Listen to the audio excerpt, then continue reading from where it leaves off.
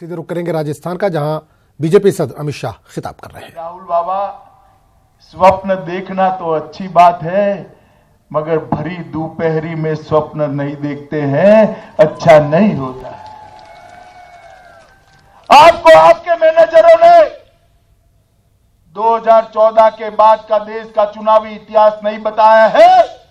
जब से देश के प्रधानमंत्री नरेंद्र मोदी बने हैं, तब से इस देश का चुनावी इतिहास क्या है आपको नहीं पता है।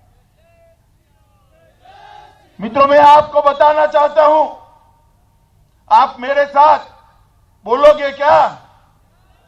बोलोगे? देखिए, 2014 में सबसे पहले मोदी जी के प्रधानमंत्री बनने के बाद महाराष्ट्र में चुनाव आया। महाराष्ट्र में क्या हुआ? कांग्रेस गई, भाजपा आई। जोर से बोलिएगा, कांग्रेस गई। दूसरा, हरियाणा में कांग्रेस गई। तीसरा, झारखंड में कांग्रेस गई। चौथा, कश्मीर में कांग्रेस गई। पांचवा, असम में कांग्रेस गई। छठा, मणिपुर में कांग्रेस गई। सातवां, नागालैंड में कांग्रेस गई। आठवां, मेघालय में कांग्रेस गई। नौवां, त्रिपुरा में कांग्रेस गई।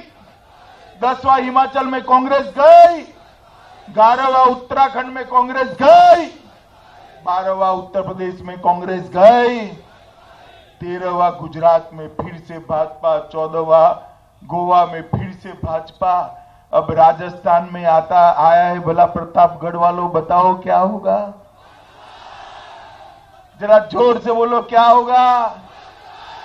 मित्रों, ये राहुल बाबा को मालूम नहीं है, देश के नक्शे पर उनकी पार्टी को दूरबीन लेकर ढूंढना पड़ जाए, ऐसी हो गई है दूरबीन।